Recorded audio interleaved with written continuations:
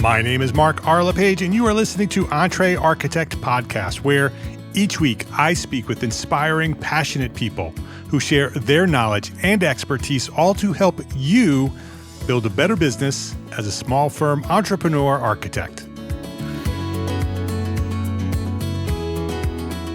Lee Schneider has spent decades thinking about how stories shape the way we understand ideas, people, and places. His career has taken him from Good Morning America and Dateline NBC to documentaries, novels, podcasts, and the classroom at USC School of Architecture, where he has taught architects and designers how to communicate their ideas through storytelling. Lee believes every project in every place already has a story. The opportunity for architects is learning how to find it, how to understand it, and how to communicate it in a way that moves people to action. Lee Schneider, welcome to EntreArchitect Podcast. It's a pleasure to be here. Thanks for that great introduction. Yeah, well, thanks for coming here. I'm very interested in storytelling, and I love that you teach architects storytelling. So this is going to be an interesting conversation. I love having people who like to talk about stories and how to talk about stories. And so we're going to have a good conversation, I think. Welcome. Thank you. Let's start with your origin story. That's usually where we start here. So when did you discover your passion for what you do, and who or what inspired you to get started? That's a great question. And I can go back to junior high school.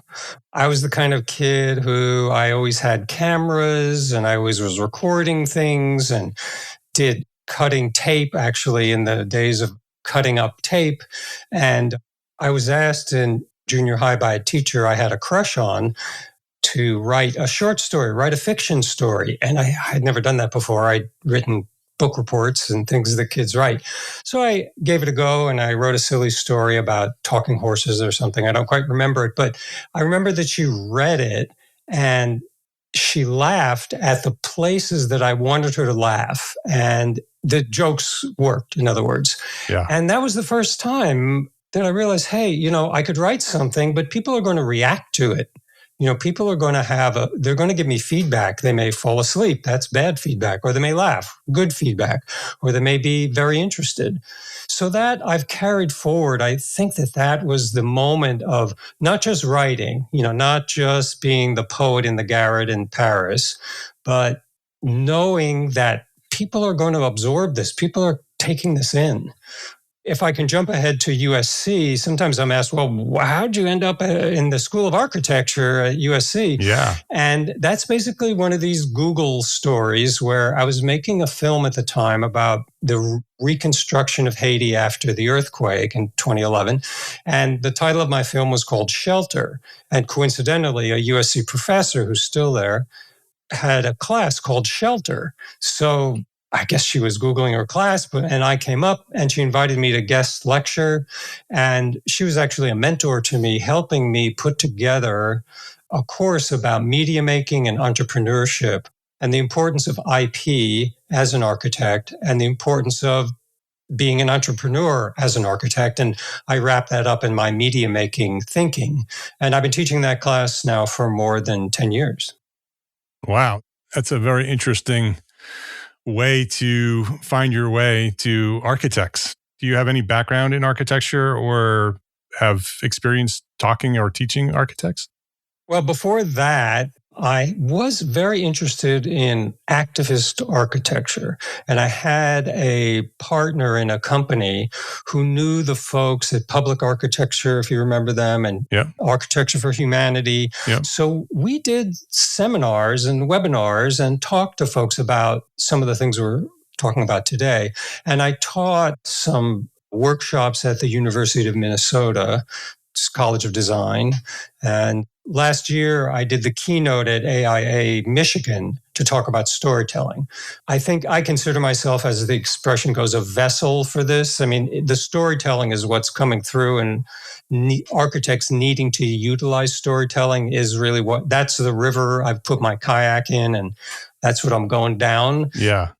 I think that's what's driving things, really. I have an approach that involves my experience as a screenwriter, as you mentioned, audio podcasts, novelist, and many other ways of telling stories. I tried all those things because of money. Basically, I was a young dad. I started as an idealist, ended up working in the news business. They're not necessarily diametrically opposed, but as a playwright and screenwriter, one's income is rather erratic. You go job to job unless you hit it big. I had assumed when I was about 19 or 20 that I would hit it big. I figured this is it. I've got this. But of course, life has other plans. So I did production. I learned the news business. I wrote for local news, for Good Morning America, as you mentioned, was a producer on Dateline NBC, and produced many, many documentaries, learned to edit, learned all the tools of the trade, mostly taught by my employees. When you hire really smart people, they teach you things. Yeah. So I'm grateful for everyone that I employed because they taught me how to do the storytelling. And when you apply storytelling to so many media, well, you just learn some of the basic principles that work across pretty much all media. So that's a pretty good origin story, I suppose. Yeah. Great background. Thanks for sharing that. So let's dive into storytelling. You talk about how the places and the people and the environments already have a story. We just have to find it. How do architects use that, and how do they apply it to the things they're doing? Well, it's a well-known, architecture school topic that places have become gendered, for example. The idea of home as considered somewhat feminine for child rearing, business, the city meant to be male, and commerce. And of course, thankfully, some of those rigid definitions are breaking down now. But I grew up in an era where my mom was at home, even though she was an artist, and my dad got on the train and he went into the big city. So the gender story that cities tell and suburbia tells is a common touchstone for all of us. And stories are baked into most architectural spaces. And as you say, we have to recognize them. There's a kind of a cinematic approach where you walk in the front door, like that's kind of the beginning of the movie, right? Or you're standing on the street and you're looking at the built environment, you're looking at your structure. That's kind of the first frame of the movie. And as we walk through the environment, it tells a story. A very concrete example I use is think of a car dealership.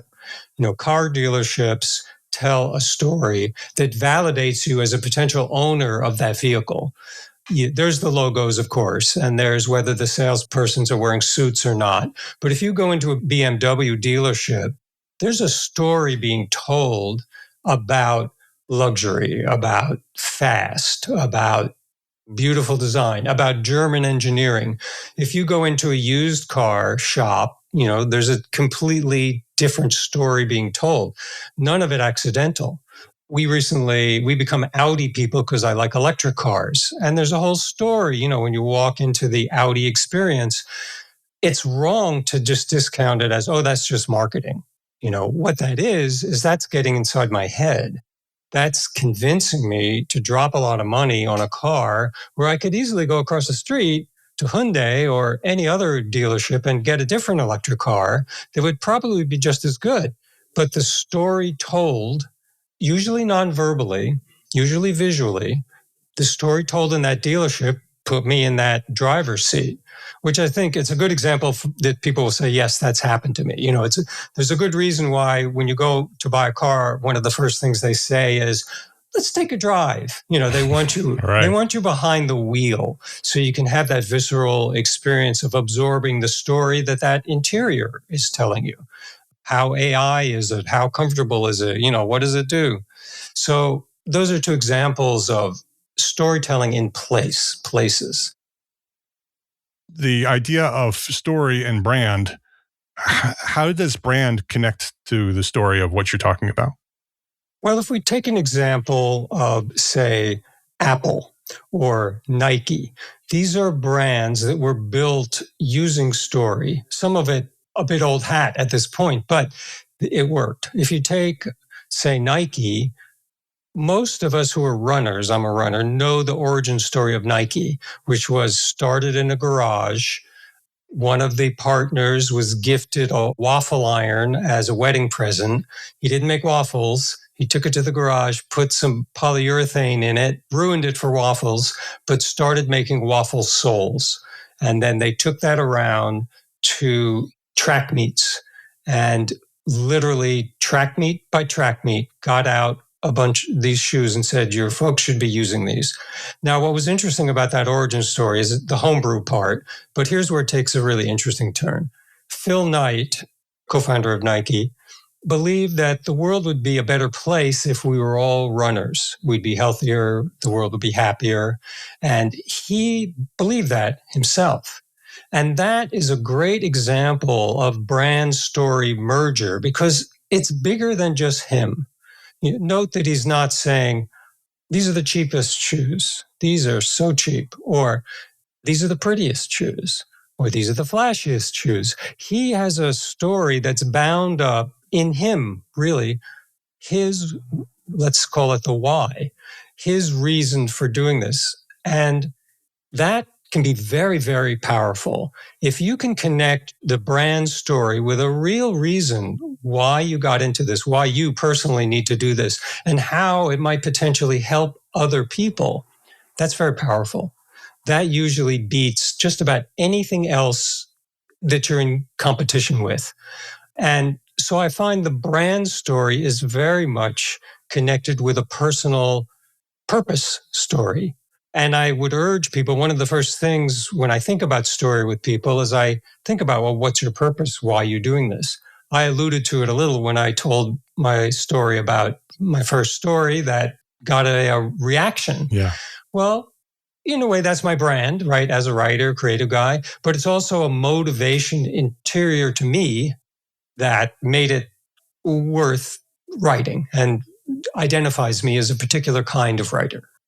Yeah. And the people who hear that can also identify with it, right? That if you were in school and wrote stories and had that reaction, right? That's something that we've all been in first grade, second grade, where you start doing that and get that first response. And many of us I remember that first response when a teacher responded to something I had written.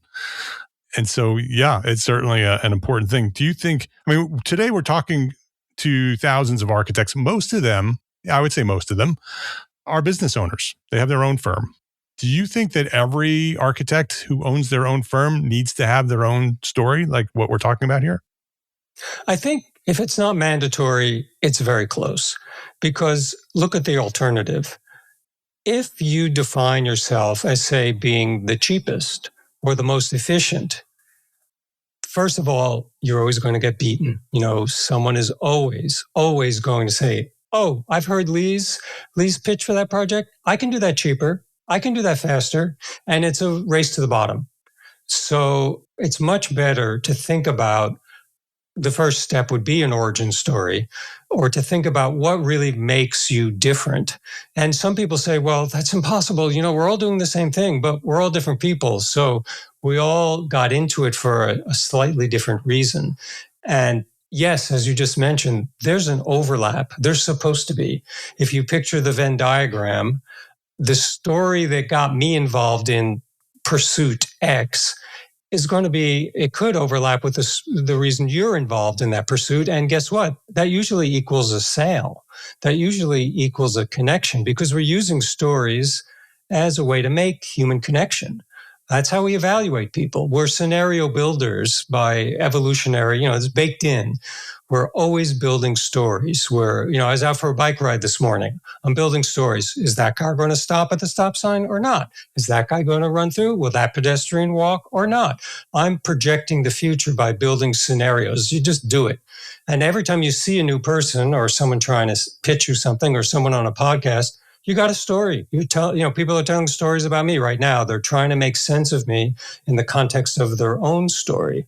And our job really as a business owner, as a storyteller, is to tell a story that there's going to be some overlap. You're not trying to prove yourself as unique, a complete outlier. You're trying to prove yourself as people will say, I trust that person, or that person's worth listening to, or we're on the same, this is complicated, but we're on the same social level, more or less. they're not beneath me and they're not too over me. We're colleagues. Often stories serve that purpose in some way. So I would say a very valuable tool, storytelling. Yeah. Much of what we're talking about is about marketing and branding and introducing us as architects to our potential clients. Are there other areas in what we do as architects, seeing that you teach architects storytelling? Are there other areas in our businesses that storytelling is critical? Well, let's think about recruiting people. Let's think about retaining people. Sometimes the CEO of a large company is referred to as the chief storyteller. I think that the firm is broadcasting a story about itself, even if it's small, that people take up and communicate, and it's viral in a sense.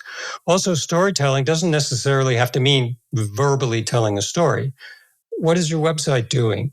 What is your outreach material doing? If you have pamphlets, if you have presentations, if you have recorded presentations, if you have videos, what's the story being told there? And if you're working with a physical office space, what's the story being told there? I mean, when I first went into production, my competitors had very nice offices. And I was like, oh boy, I'm a new guy on the block. I hired people, and when the network was coming by, I made everybody come into the office and look busy. Why? The obvious reason, right? It's like, well, this is a real company. We're really doing stuff here. Everyone has a computer. Everyone is working hard. The edit guy is working hard, because I had to tell a story. I had to tell a convincing story. It happened to be true that we were a successful production company. Yeah, that takes me back to when my wife, who's my partner and also an architect, when we first built our first office, we ended up renting way more space than we needed. And we spent a lot of money on our front office, like the front reception room, having this story in our mind that, our clients would come in and they would come to the reception desk and they would wait in the waiting room and we never used it. Yeah. The way our business worked never ended up working that way. Most of our clients, we went to them and we ended up never using that. We ended up renting it to someone else. But it's interesting how you want to tell that story as if, we were two young architects, our first office. We wanted to tell the story that we were established and experienced and, successful. And that conference room and that reception area told that story well, but nobody ever saw it. Yeah. Well, it's amazing how legitimacy is communicated by space, by furniture, by shapes, by the way who valet parks the car, whatever it is. It seems trivial, but when it all adds up, that person ends up ready for the first meeting in it's like A/B testing, state of mind A or state of mind B. Let's take a quick break to say thank you to our sponsors for their support of this episode. As architects, we spend a lot of time getting the details right. The finishes, the flow, the way the light reflects in a space. But one of the most important details to figure out is how to protect your building when hundreds of people use it every day. That's exactly the problem InPro has spent decades solving. InPro has a full suite of commercial architectural products, from door and wall protection to expansion joint systems, and everything in between. All made to hold up for the long haul, without sacrificing the design intent you worked so hard to achieve. And for entrepreneur architects like you and me, I can't stress enough how valuable that is. Your reputation doesn't just depend on how your building looks at the ribbon cutting, but how it looks years down the line.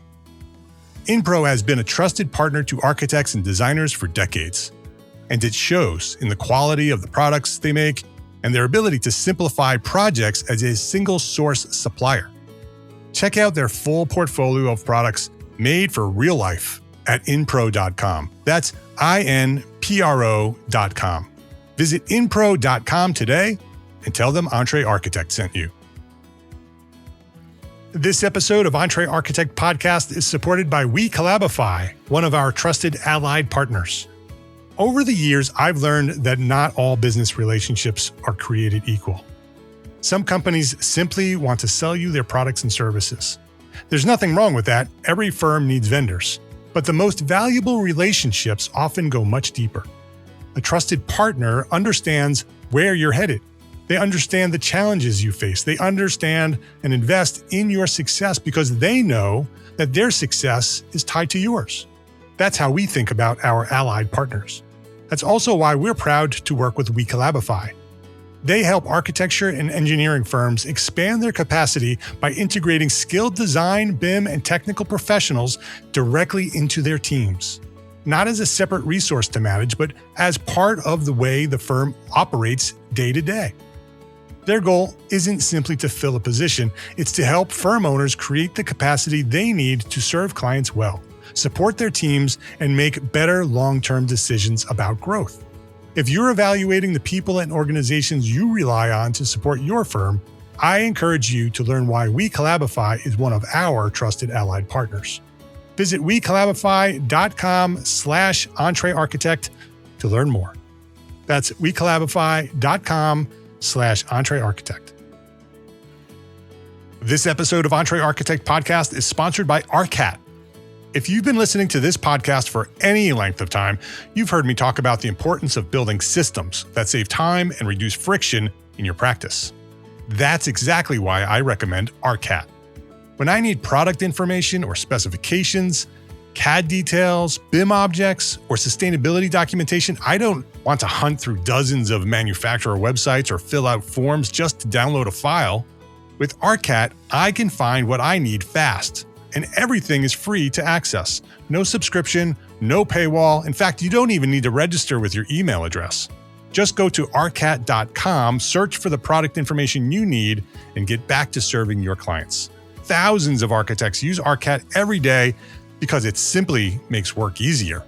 Visit arcat.com and see why. That's ARCAT, ARCAT.com. Please visit our sponsors today and thank them. Thank them for supporting you, the EntreArchitect community. Is there a process? You teach it, or you teach storytelling to architects. So if an architect wants to understand how to tell a good story, what are the steps to do that? I teach it in two modes. And of course, at USC, it's a 15-part, multi-part course. So I have a lot of process. If there's a specific project that needs to be met, we're redoing the website, we need a press release, or we need a video, we apply everything to that project. That's a project-driven goal. When people are more generalists, say when I give talks or when I give seminars or webinars, the place to start, I believe, is internally. You need to know why you're in the room. You need to know why this matters to you. And of course, you're going to need to communicate that to your listener, buyer, prospective client. But it has a lot to do with your own motivations, really, that underpin the story you might tell or what you need to communicate. Some people will look inside and they'll say, well, I'm just a genius and I'm the smartest guy around here and I'm very established. So deal with it. Now, that's good, I guess, if you're a star brand name, but that doesn't really work. That kind of a story doesn't really work for most of us. We need to establish as individuals why we're here and why I should be listened to over the next guy.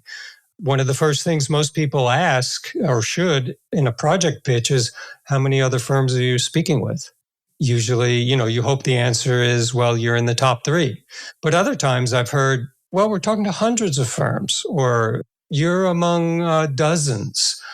How are you going to stand out in that environment? I think it's because as you're an individual, because you have a way of speaking about yourself and about your passion for the work that identifies you as someone who's, let's say, special, who really needs to do it, for example. Yeah. And stories are memorable, right? So if Yes. you are in that group of 10 different architects or firms and you're all presenting, and your presentation is story-based, it's a good chance that they will at least remember you. Yeah, for sure. I mean, stories are how we make sense of the world for the most part. And there's some statistic like you're 22% more likely to remember a story than you are just a series of facts. When I made documentaries for most of the cable people and streamers, I interviewed a lot of architects. I made documentaries about the World Trade Center, about engineering disasters was a series that I worked on. And I talked to a lot of engineers and architects. And one of the first things they would do is start reciting the statistics and the loads. And I would say, whoa, hang on. I can put that in a graphic.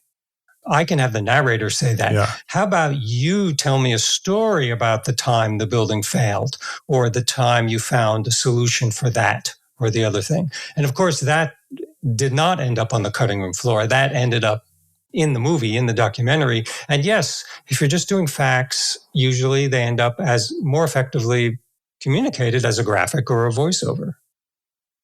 Are there mistakes that we should be aware of when we're writing stories? Are there things we should not do? Yes, definitely. The story that you tell is not necessarily about you. You have to understand what the listener needs to hear. It's fair to think about what their needs are. There was a survey done by AIA and the British Association a while ago, and they asked architects, why are you doing this? What are your motivations? And the list is what you would expect to hear, right? We care about sustainability. We want things that are beautiful. We want it to work. We want to do the best job for our clients. It was the list you'd expect.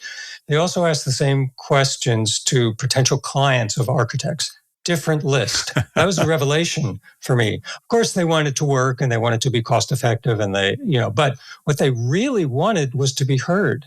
They wanted to be listened to.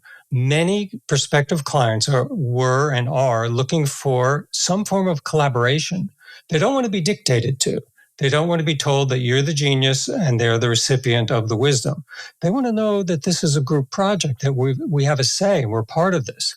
So if you're telling a story, the first draft might just be about you. I mean, I totally recommend thinking about what moved you to do this in your life? Or was there a person in your life who inspired you when you were young or challenged you? Could be a track coach, could be a teacher, could be a parent, could be a colleague. That's a story that you hold on to, that you build, that gives you a theme, perhaps, for what drives you forward in life. It can be a pretty deep thing, but that is raw material, maybe, for the story that you're about to tell to a client, depending on who the client is. It's very smart to include collaboration skills in your story, that we're going to be working on this together if you happen to need something generic. But most of the time, you do a little research. You know your audience so you can read the room. So part one of that rather lengthy answer is know what the client needs to hear. And part two is try to understand how they're receiving it. Like, have a look. Are they looking around the room? Are they coughing, clearing their throats? Are they not making eye contact anymore? Did you lose them?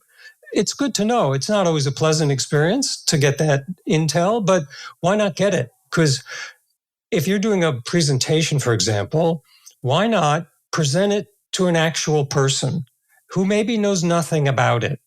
It's a risk, but if you lose them, you'll know where, and you can ask intelligent questions to improve that, let's say, talk or presentation.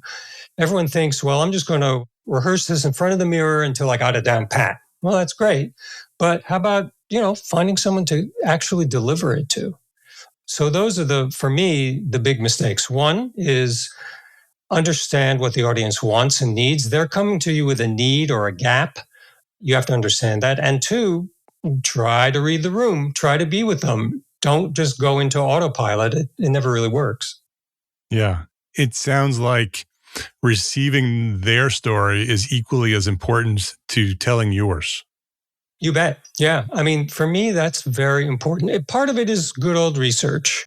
And since AI will eventually come into this conversation, whether we want it to or not, it's a pretty good use of AI, to just ask questions about the people you're going in to see. At least it'll give you a sense of what they have online. It won't be very deep, but it'll be something.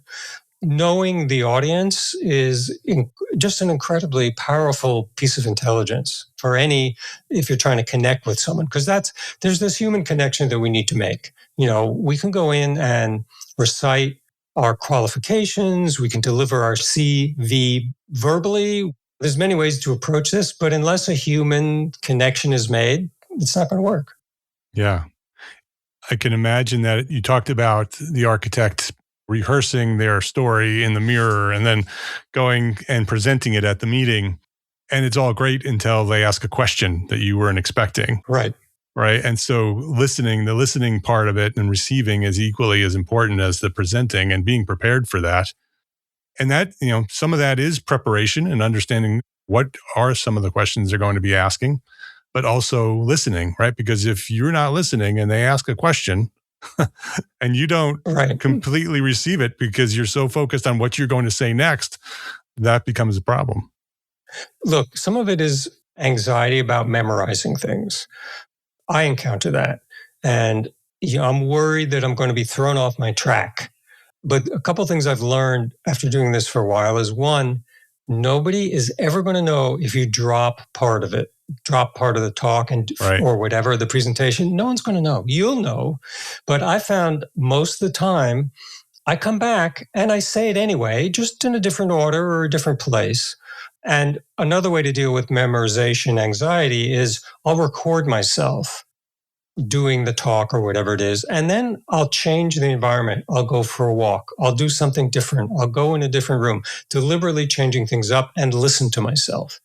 And it's a different way of embodying the words.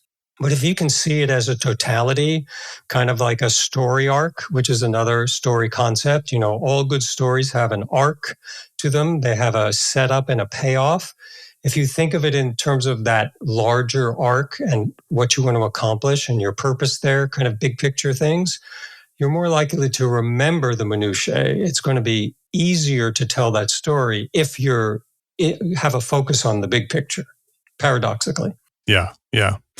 You mentioned AI, and that was definitely on my list of conversations to have. How does AI fit into this storytelling, right? Because we can literally just ask AI to write the story for us. Yes. So how does AI properly fit into our world of architecture? Well, I think caution, especially with forward-facing, meaning public things, is advised. There's a colleague of mine named Eric Kessel who has written a lot about the use of generative AI to do plans and project plans. And I think there's a real place for what the project plan looks like, maybe even drawing it, maybe even getting all the big thinking about the project put together in one place and critiquing it. I think there's less utility, aside from, say, spell check, in talks and things like that. Because what happens, as we know, the current state of AI, the way it works, is it's looking at past materials. It's looking at the things that have been said before and remixing them. That's not so great.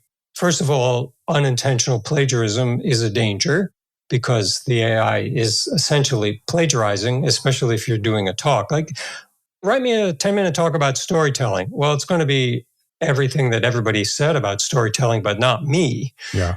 And that's, I think, dangerous, because if we're talking about a human-to-human connection, well, the first thing you got to do is be human. And that means make mistakes. And that means tussle through what you should be talking about and why you should be talking about it. And those are all, deep things. So the human-to-human connection means that first draft, I'm going to write it. Let it have a look and be adversarial, maybe. Pretty good. Like, punch some holes in this argument. Give me some questions. Give me some tough questions that people might ask about this. That's good. When I do podcast interviews like this, I know when the hosts have used AI, and I did one recently where not only did she put my suggested question list through the AI, she said, be a little adversarial, punch back a little bit.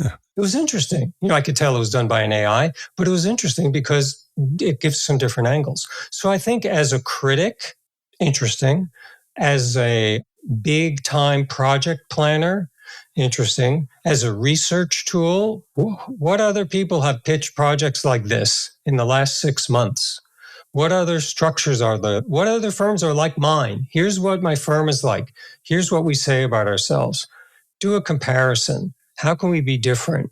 all that sort of thing, I think is super valuable. But something where you're really trying to make a human-to-human connection, I would stop there.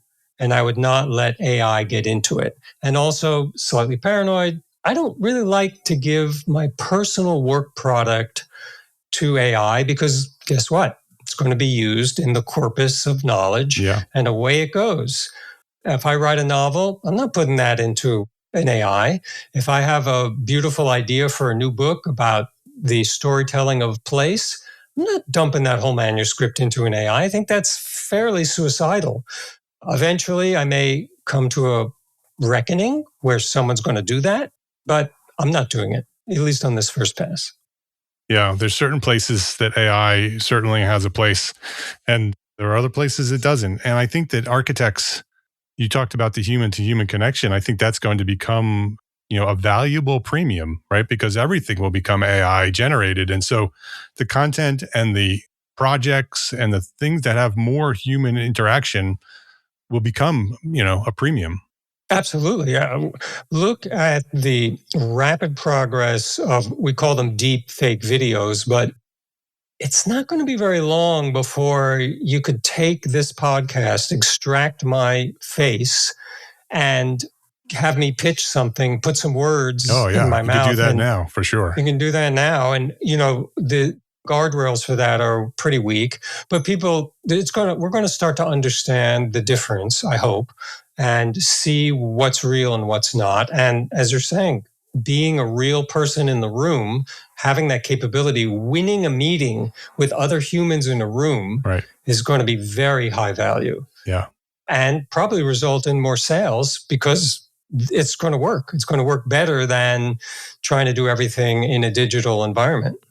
Yeah. I also feel that it's probably going to be one of the most valuable services we provide because so much of what we do will be influenced or actually taken over by AI. And so the human-to-human connection will be the thing that we offer. Yes. Is that we will help you through this process. Us as a human will be the ones that are responsible for it. Not to mention the liability and responsibility that we will have to continue to take because AI isn't responsible or liable. That's right. Only humans can be liable and responsible. Yes. We're going to wrap up here. I'm going to ask you my final question. But before we do that, I wanted to know if you had a favorite story and could you tell it? Okay. When I was a young writer, I'd moved to Los Angeles. I had a 3-picture deal with Disney, and then there was a writer's strike. So I had to find other work. And I was working in local news, just writing what the newscasters say on screen. And I heard about this network, a new network called E Entertainment Television. And a buddy said, go in for an interview. So I went over there, and it was like in a lumberyard. Like I thought I was being pranked. Talk about appearances. It was in a kind of an itchy neighborhood of LA, and walking up a dingy flight of stairs, and they gave me some videotapes, and they gave me a cassette, like a draw, something to plunk into the Mac. And they said, go write this up. So I went over and I wrote it up, and I came back and they said, oh, you're done already. Here's another. So I did it again. And I did 20 or so stories that day. And I thought it was a joke that this was just kind of a gag, but we actually edited. The edit suite was in the lumberyard. Like we walked through the lumberyard because they hadn't bought the big office yet. Who knew? Right. Yeah. Right? So, okay. And they said, after the end of that day, they said, wow, I think we should hire you. And I said, okay. And what it is, of course, that story talks about two things. It talks about, it's a humble brag for me, right? It says, oh, this guy's a good writer. He's pretty fast. But it also is my ability to see beyond the appearances. Like there was a story being told about a company that looked like a joke, but it really wasn't. The clue for me there was not the environment or the old computer. It was the editor there who was assigning these stories. I recognized, okay, this guy, I think he came from the Hollywood Reporter. He knew his stuff. I could connect with this person. So that's my favorite story. And some of us who used to watch TV, many of our younger generation doesn't even know what we're talking about, but Right. we remember entertainment television. For sure. That was part of the cable options, for sure. It was so young that when I ascended in the ranks and I was in charge of the weekend news, and I had this revelation that, I'm handing off this master and nobody can stop me. Like, this goes right to the satellite, goes right to the transponder. And it was like, wow. So I tried some really experimental stuff, which got, because I loved experimental film, got called on it. But it was like that moment of those early days of broadcasting a network where, some kid was in charge of what went on TV and went out to millions of households. It was a blast. Pre-internet for you young ones. Pre-internet. Yeah. So final question. We're talking to architects who most of them are running businesses, have influence on their businesses. What's one thing that a small firm architect can do today to build a better business for tomorrow? I would say know your purpose and go deep. Go a bit deep. Do something that's more kind of diary journal oriented than it is that you would plunk up on the website. Create some raw material for yourself that really differentiates you because you're human and you're different from others. And yes, there's going to be overlap. But by all means, try to find that deep motivation that could take you back to being a kid. It could take you back to your first teacher or your first mentor or your first partner. It could be something that shocked you, something that blew up in your face, but you learned something, or it could be something that was deeply gratifying. I think that's something to hold on to, and you weave stories out of that. So I would say create some great raw material for yourself for storytelling that might not be public. It might be just for you. That's a great one. I asked that question to everybody. That's a really good one. So thank you for sharing that. His name is Lee Schneider. His firm is Red Cup Agency. If you'd like to go check it out, redcupagency.com is the website. You can go learn what Lee and his team does over there or do over there. So Lee, thank you very much for teaching architects how to tell good stories. Number one, I appreciate that. We need more architects telling good stories. I think that's one of the critical pieces that we're missing as a profession, is that we're not very good at sharing our own stories as architects. And when we do, we become more valuable, right? That our public will understand what we do and therefore provide more value to the things that we do. So thank you for teaching us that. And thank you for coming by here today at EntreArchitect Podcast. Thanks so much. It's a pleasure to be here. And yes, final thought. The biggest complaint I hear from architects is people don't know what we do. Mm-hmm. People think we're expendable. People don't understand how we fit in the process. So if we can somehow get people to understand what we do, it's going to be a big bonus for the world and for us. Thank you, Lee. If you liked this episode of EntreArchitect Podcast, please share a link to this episode with a friend. Either just click the share button or highlight the URL and send the link to this episode with a friend, because that's how EntreArchitect has grown to serve thousands more architects just like you throughout the 10 plus years of EntreArchitect. That's how we've grown, architect to architect. So I would love for you to share this episode and all the episodes with one friend every week. We'd love that. And thank you to our sponsors for this episode. We don't have an episode if there's no sponsors. So thank you to our sponsors. Links to those sponsors, which you should go visit and click, and all the resources that we discussed today for this specific episode, they are all available at entrearchitect.com/podcast. Every episode that we've recorded is there, entrearchitect.com/podcast. Go click the links to the sponsors and say hello. EntreArchitect is a member of the Gable Media Podcast Network. You should go visit that at gablemedia.com. That is the next evolution of interactive media and resources for the AEC community. You can now earn continuing education credits for listening to select episodes of this podcast, EntreArchitect Podcast. Yes, AIA CEUs for listening to a podcast. It's there, and many other podcasts are there as well, and you can listen to all of them and get credit. Learn more about our program, Gable Members Program, at the gablemedia.com/members website. That's GABL media.com/members.